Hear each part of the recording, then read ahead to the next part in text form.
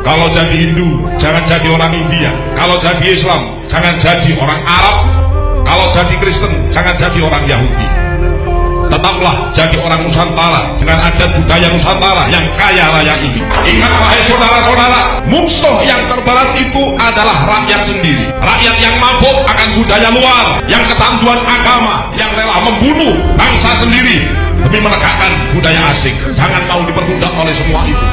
Tetaplah bersatu padu membangun negeri ini tanpa pertumpahan darah. Hei anakku, simpan segala yang kau tahu. Jangan ceritakan berita dan sakitku kepada rakyat. Biarkan aku menjadi korban asal Indonesia tetap bersatu. Ini aku lakukan demi persatuan, kesatuan dan keutuhan bangsa. Jadikan beritaku ini sebagai saksi bahwa kekuasaan presiden